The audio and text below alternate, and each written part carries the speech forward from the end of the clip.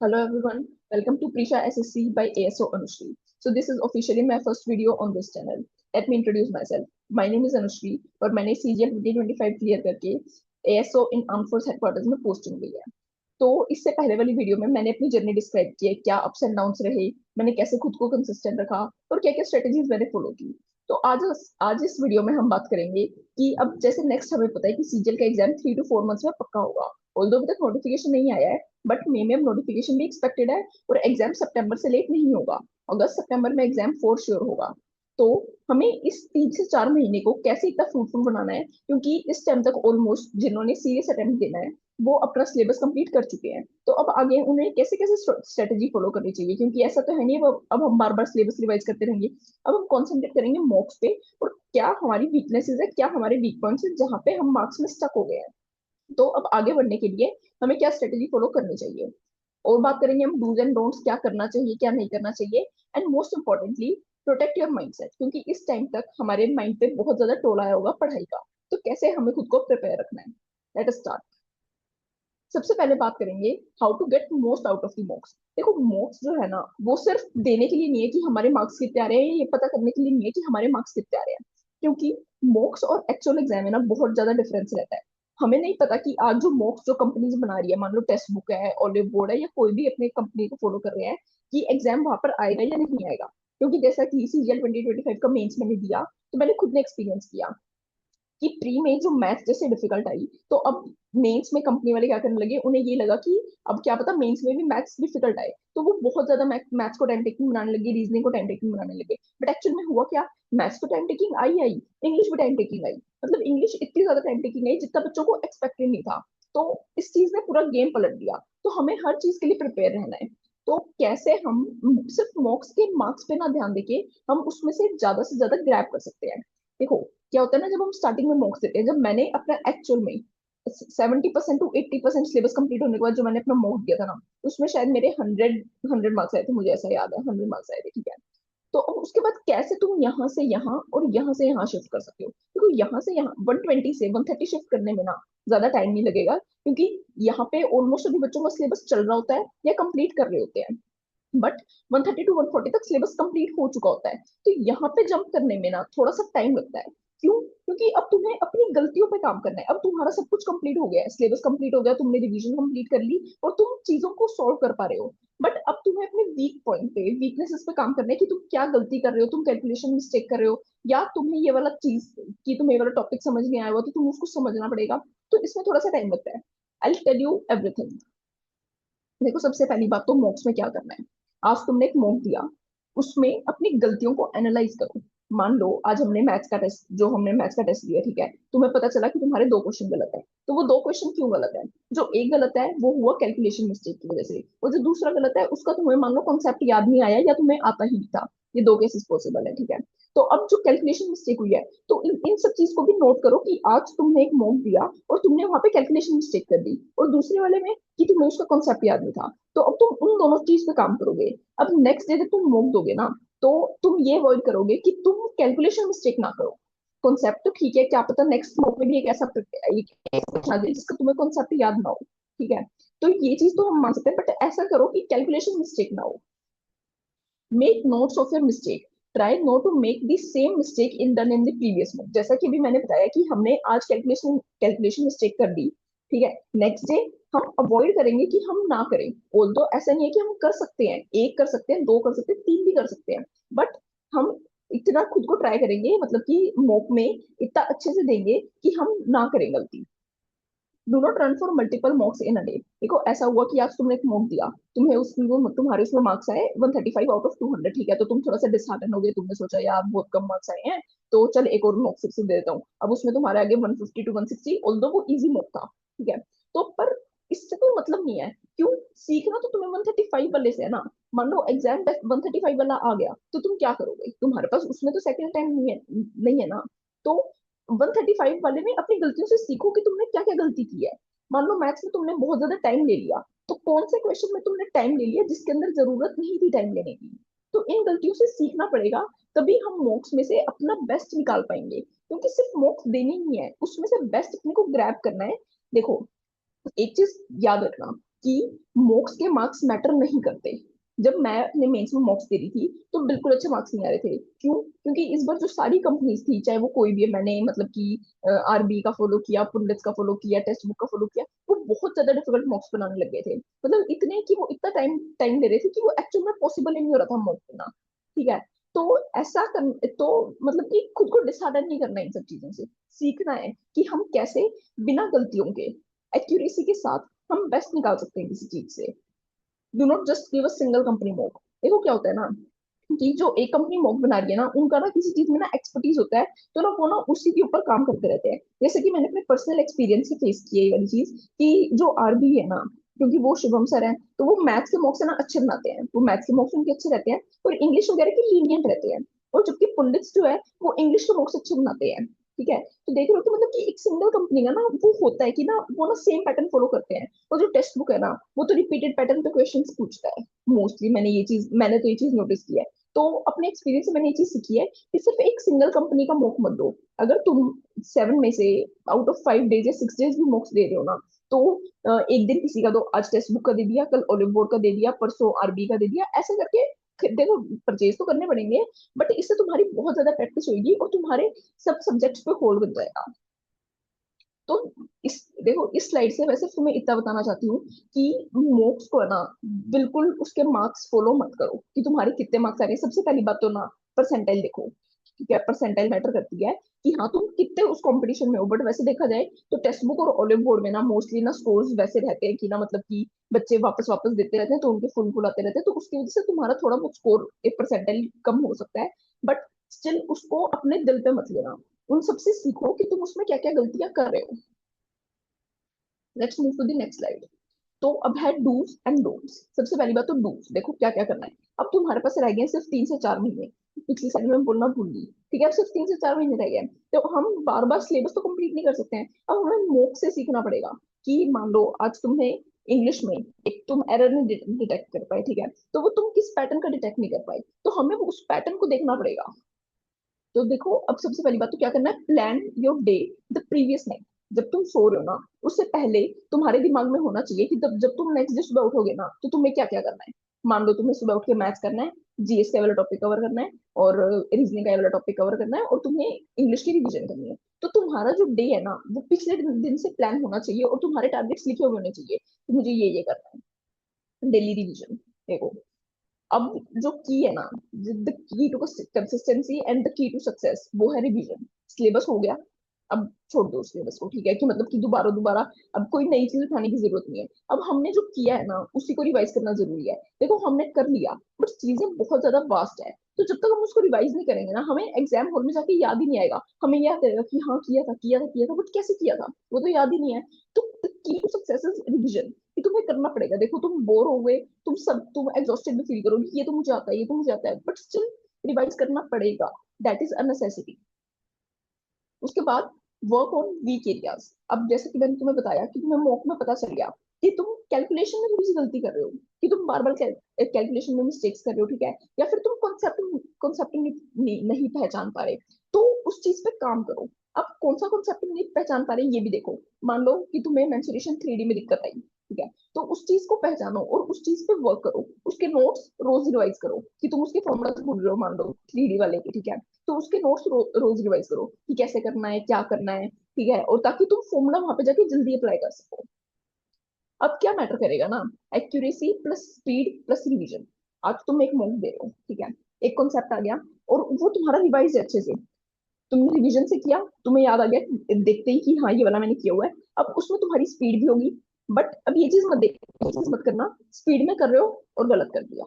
2 into 2 6 कर रहे हो। ठीक है? मतलब कि एज एन एग्जाम्पल, ठीक है, कि 2 into 2 हमने 6 कर दिया। करते हैं, गलती से हो जाती है ये सब चीजें मॉक्स में। ठीक है? तो ये सब चीजें, तीनों चीजें ही सबसे ज्यादा जरूरी रहेगी, एक्यूरेसी स्पीड और रिवीजन। जब तक ये तीनों नहीं होंगे तब तक हम आगे नहीं बढ़ पाएंगे। तो हमें तीनों चीज को साथ में लेकर चलना पड़ेगा। PYQs practice. देखो एसएससी में ना क्या है ना, कि हम माने या ना माने, बट पीवाईक्यूज रिपीट होते हैं। पीवाईक्यूज रिपीट होते हैं, पैटर्न रिपीट होता है, पैटर्न सेम चलता है। अगर आज ये टॉपिक इंपॉर्टेंट है, तो ये नेक्स्ट ईयर वाले एग्जाम में भी इंपॉर्टेंट रहेगा, ये अगले साल भी रहेगा। तो मतलब कि पैटर्न रिपीटेड रहता है, सिलेबस भी ऑलमोस्ट सेम सा रहता है, क्योंकि ये थोड़ा सा यूपीएससी से डिफरेंट रहता है। ठीक है? तो हम पीवाईक्यूज पे वो कर सकते हैं, रिलाय कर सकते हैं इन सब चीजों के लिए। तो पीवाईक्यूज को कभी मत छोड़ना। मोर इम्पोर्टेंटली रिसेंट वाले तो करो ही करो, बट उससे पहले वाले भी करो, क्योंकि हमें पता नहीं है कि रिसेंट वाले अब इस साल पूछेगा या नहीं पूछेगा। बट जो पहले से जो जो सब चीजें चलती आ रही है वो ये डेफिनेटली पूछेगा। डेली सेक्शनल टेस्ट देखो, अब जो सबसे इंपॉर्टेंट चीज होगी है ये, क्योंकि अब हमें पता है कि सेक्शनल टाइमिंग आने वाली है, और जो नोटिफिकेशन नहीं आया है, बट हमें पता है क्योंकि सब एग्जाम्स में ये चीज आ चुकी है। तो हमें सेक्शनल टेस्ट देना पड़ेगा, स्पेशली मैथ्स का। एवरीबडी नोज, ठीक है, क्योंकि मैथ्स में पहले हम आराम से अपना हमें जितना टाइम चाहिए होता था, 20 मिनट 25 मिनट जितने भी लगा देते थे, बट अब उतना टाइम नहीं है। ऑब्वियसली अब सिर्फ 15 मिनट मिलेंगे।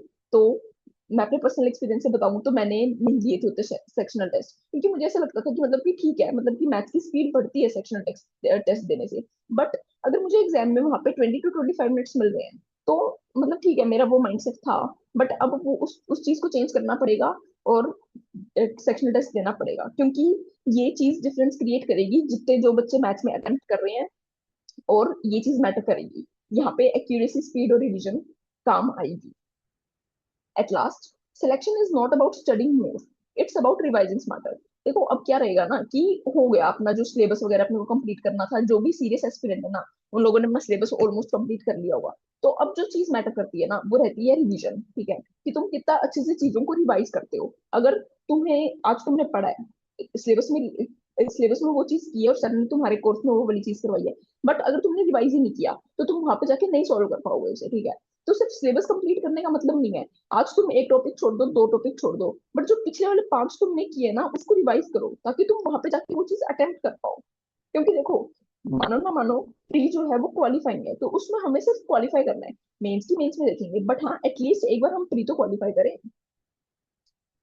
Now will talk about don'ts, कि हमें क्या नहीं करना चाहिए, ठीक है। मिस्टेक्स टू अवॉइड, सबसे बड़ी बात, स्टडिंग विदाउट मॉक एनालिसिस। देखो अब it is very clear thing कि जब तक तुम मॉक्स का एनालिसिस नहीं करोगे ना, तो तुम्हारी प्रोग्रेस नहीं हो पाएगी। अगर आज तुम 140 पे स्टक हो ना, तो तुम 140 पे ही स्टक रह जाओगे अगर तुम मॉक्स को एनालाइज नहीं करोगे। It is very clear.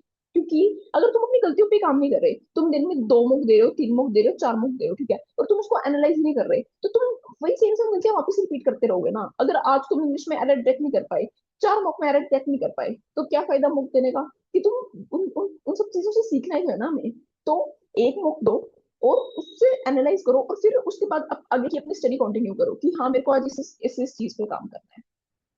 Ignoring week subjects, देखो ये सबसे बड़ी चीज है, ठीक है, कि मान लो आज हमारा मैथ्स जो है वो वीक सब्जेक्ट है, बट स्टिल हम उसको टाइम नहीं दे रहे हैं कि हम फिर कि जीएस पढ़ने में मुझे तो मजा आता है, मैं तो जीएस पढ़ूंगा, इंग्लिश पढ़ने में मजा आता है, या रीजनिंग है तो मेरे से फटाफट सोल्व होते हैं, तो मैं तो रीजनिंग करूंगा। तो करते रहो फिर। जब तुम अपने वीक सब्जेक्ट पे काम नहीं कर रहे तो कैसे होगा? वीक सब्जेक्ट पे काम करना बहुत ज्यादा जरूरी है। उसके बाद गिविंग मॉक्स फ्रीली। देखो अब क्या इंपॉर्टेंट चीज है ना, कि जब तुम मॉक दे रहे हो ना, तो तुम ऐसे मॉक दो कि तुम बिल्कुल एग्जामिनेशन हॉल में बैठे हो। फोन बंद कर दो उसे 1 घंटे के लिए। कई कई बच्चे क्या करते हैं, बीच में मॉक को पॉज किया, उसके बाद अपना फोन पे लग गए या कुछ करने लगे, इंस्टा चला लिया, ऐसा कर लिया। ऐसा नहीं करता है। 1 घंटे के लिए अपने फोन को बंद कर दो, सब कुछ बंद कर दो, और ऐसा दो जैसे तुम एग्जामिनेशन हॉल में बैठे हो।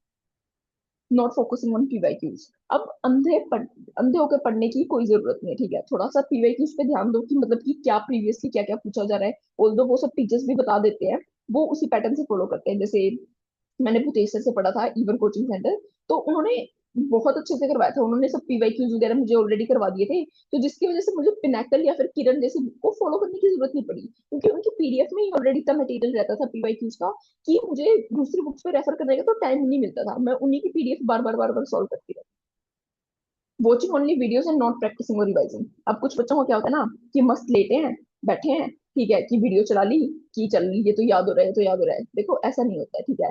मैथ्स जब तक तुम खुद के हाथ से प्रैक्टिस नहीं करोगे, जब तक तुम खुद का दिमाग नहीं लगाओगे, तब तक वो नहीं होगा। ऐसा नहीं है कि सामने सर की वीडियो चल रही है, ठीक है, ये तो ऐसे हो गया, ये तो ऐसे हो गया, तो ऐसा नहीं होता है वो वाली चीज। और जीएस में भी ऐसा नहीं है कि तुम बस एक वीडियो देखे जा रहे हो परमार सर की, ठीक है, कि आज से मैंने एक लेक्चर लगा लिया, ये कर लिया, विदाउट रिविजन वो चीज तुम्हें याद नहीं होगी। फिर चाहे तुम 1 घंटे बाद भी कोई तुमसे पूछ लेगा ना, तो तुम्हें याद नहीं रहेगा जब तक तुम उस चीज को रिवाइज नहीं करोगे।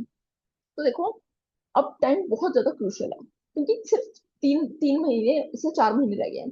अब मैं बताऊं तो लास्ट के जो 15 डेज होते हैं ना, वो तो बहुत ज्यादा प्रेशर में रहते हैं, ठीक है। एक तो क्या होता है कि जब अगर तुम्हारी शिफ्ट लास्ट है, तो जो जो शुरू में बंदा बैठा है ना, उसको तो बहुत प्रेशर रहता है। मेरे एग्जाम तो जो मेरे प्री हुए दोनों, वो दोनों ही मेरे लास्ट में थे। तो वो जो स्टार्टिंग वाले थे ना, वो बच्चे वैसे क्रिएट करते रहते थे कि ऐसा हो गया वैसा हो गया, आज के एग्जाम में ऐसा हुआ, आज के एग्जाम में वैसा हुआ। तो इन सब चीजों से प्रेशर लेके कुछ नहीं होगा। और अब ये 3 महीने जो है बहुत ज्यादा टाइम वो रहते हैं, ठीक है। तो इनको बिल्कुल भी वेस्ट मत करना। एक एक एक दो दिन भी ऐसा नहीं होना चाहिए कि तुम अपनी प्रोडक्टिविटी कम निकाल पाए हो। Make the best out of these days, क्योंकि आज कर लिया ना, तो भाई वो प्री और मेन जब निकल जाता है ना, तो उसकी खुशी अलग ही होती है। सब कुछ वर्थ इट लगता है। अब देखो, अब क्या होता है ना, ये सब चीजें तो कर ली हमने, ठीक है, हम पढ़ाई भी कर रहे हैं, हम सब कुछ कर रहे हैं, मॉक एनालिसिस भी कर रहे हैं।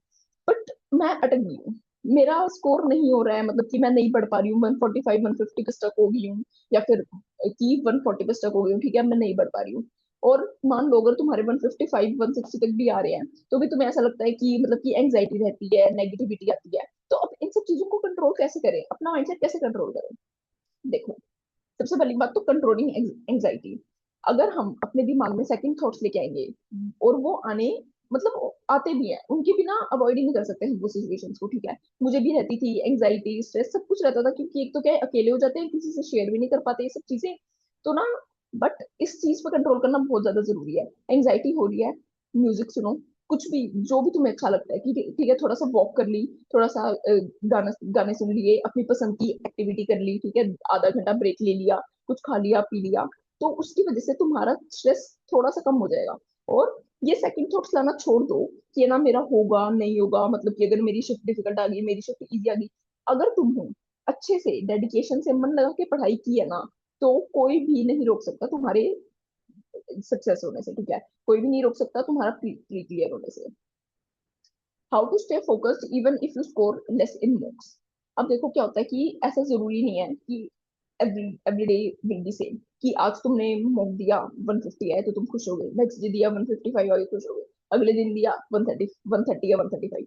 तो तो उससे क्या है ना, अपना थोड़ा सा मोरल डाउन हो जाता है कि क्या मैं सही कर रहा हूँ, क्या मेरी स्ट्रेटेजी सही है, आज मैंने ये गलती कर दी, आज मैंने ये गलती कर दी, तो उससे क्या थोड़ा सा ना फोकस है ना लूज हो जाता है। तो उस चीज से ना डिसहार्टन होने की जरूरत नहीं है। जैसा कि मैंने बोला कि इन सबसे सीखो, क्योंकि वही है, जैसे कि मैंने कहा कि हर दिन सेम नहीं होता, बट जो हम एग्जामिनेशन हॉल में जाएंगे ना, वो दिन हमारा सेम होना चाहिए, जो हम अपनी बेस्ट परफॉर्मेंस देके आ रहे हैं। ये सबसे चीज इंपॉर्टेंट है, डिटैचिंग फ्रॉम रिजल्ट। अब जब तुम पढ़ रहे हो ना, तब तुम्हारे दिमाग में ऑब्वियसली सब चीजें आएगी कि क्या मेरा होगा, और अगर मेरा नहीं हुआ तो क्या, तो मैं क्या करूंगी, ठीक है। तो इस सब चीज से एंग्जाइटी होती है, बहुत ज्यादा डर भी लगता है कि मैं दूं ना दूं, पढ़ने का भी मन नहीं करता। तो ना, ये छोड़ दो, ये सोचना ही छोड़ दो कि ऐसा कुछ भी है। तुम ये सोचो कि कोई एग्जाम एग्जाम नहीं है, मैं कर रही हूँ, मैं अपने किसी चीज में अपना बेस्ट दे रही हूँ, और मैं इसमें से बेस्ट आउटपुट निकालूंगी। मैं आज मैंने मौका दिया तो मैं इसमें से बेस्ट ग्रैब करूंगी, और मैं इस सब से सीखूंगी। रिजल्ट के बारे में सोचना छोड़ दो, क्योंकि this is the best way, क्योंकि तुम्हारे पास कोई और सोल्यूशन नहीं है। देखो, ठीक है, अगर तुम सोचते रहोगे, एंग्शियस रहोगे, डिप्रेस रहोगे, तो फोन चलाते रहोगे, या फिर पढ़ाई नहीं होगी, कंसंट्रेट नहीं कर पाओगे किसी चीज में, तो कोई फायदा नहीं है पढ़ने का, प्रोडक्टिव नहीं हो पाओगे तुम। तो इसलिए इससे अच्छा है कि रिजल्ट के बारे में सोचना छोड़ दो, कि कोई एग्जाम भी दे रही हूँ मैं, बस ये सोचो कि हाँ कोई चीज में लगी हुई हूँ और अपना बेस्ट आउटपुट निकालना है मुझे इस चीज से। Don't be disheartened if goals are not achieved. Do not over push your goals. देखो क्या है ना, कि वही जैसा कि मैंने बोला कि हमारा हर दिन सेम नहीं होता। आज हम बहुत ज्यादा एक्टिव हो सकते हैं, और कल हमें हो सकता है कि थोड़ी सी लेजीनेस आए। वो बहुत सारी चीजों की वजह से हो सकता है, ठीक है। मान लो कुछ कुछ के वेदर भी इफेक्ट करता है, कि बहुत ज्यादा गर्मी है तो उस वजह से भी इफेक्ट होते हैं। और काफी सारे फैक्टर्स रहते हैं कि घर में रहते हैं, तो हर चीज, कुछ कुछ ना कुछ चीज हो सकती है। तो ऐसा हो सकता है कि आज तुमने अपने 2 गोल्स जो तुमने सोचे थे वो तुम नहीं कर पाए, ठीक है, तो उस वजह से तुम डिसहार्टन हो गए, और तुमने सोचा कि नेक्स्ट डे मैं 6 गोल भी बना लिए मैंने, और प्लस वो मैं दो दो भी करूंगा। नेक्स्ट डे भी नहीं हो पाए, नेक्स्ट डे 3 नहीं हो पाए।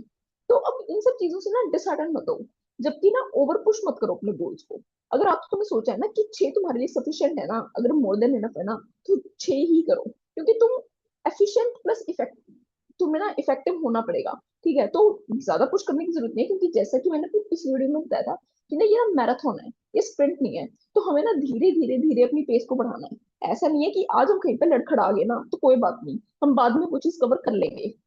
बट स्प्रिंट में हम ये नहीं कर सकते। मैराथन में कर सकते हैं कि आज कहीं पे अटक गए तो कोई बात नहीं, कल कल उस चीज को कवर कर लेंगे, परसों उस चीज को कवर कर लेंगे, या एक दो दिन के गैप से उस चीज को कवर कर लेंगे। तो बहुत ज्यादा पुश मत करो, गो इजी और एंजॉय करो इस फ्लो को, ठीक है। तो I would suggest you all कि अपने माइंडसेट को प्रोटेक्ट करो, बहुत ज्यादा एंक्शियस और डरने की जरूरत नहीं है। नेगेटिव फैक्टर्स आएंगे, बिल्कुल आएंगे, ऐसा नहीं है कि हर टाइम हम पॉजिटिव रह सकते हैं, ठीक है, क्योंकि वी आर ह्यूमंस और इमोशंस हैं हमारे में। तो बस ये है कि फोकस रहो, कंसिस्टेंट रहो, रोज पढ़ो। अब सिर्फ 3 से 4 महीने रह गए हैं, उससे ज्यादा टाइम नहीं है। अचानक से नोटिफिकेशन आएगा, अचानक से डेट आ जाएगी, ठीक है, तो फिर हम वैसे डर जाएंगे कि ये क्या हो गया। तो रोज एक मूव दो, हफ्ते में 7 में से 6 दिन मूव दो, और ट्राई करो कि सेक्शन में तो तुम डेली ही दो मैथ्स का, ताकि थोड़ी सी स्पीड बढ़े, कॉन्सेप्ट भी जल्दी याद कर पाओ और फॉर्मूलाज भी अच्छे से याद कर पाओ, ठीक है। तो दिस वाज ऑल रिगार्डिंग। अब नेक्स्ट वीडियो में मैं लेके आऊंगी सब्जेक्ट वाइज स्ट्रेटेजी, कि तुम्हें कैसे मैथ्स करनी है, कैसे जीएस करनी है, कैसे इंग्लिश करनी है, और कैसे रीजनिंग करनी है, ठीक है। आई वुड जनरली से तुम्हें बहुत हेल्प करेगा कि तुम्हें कैसे कैसे किस किस सब्जेक्ट को फॉलो करना है। Definitely do watch that video. Thank you so much. अगर तुम्हें कोई भी डाउट है या तुम्हें किसी भी चीज के लिए हेल्प चाहिए तो कमेंट सेक्शन में लिख दो, I definitely reply. Thank you so much.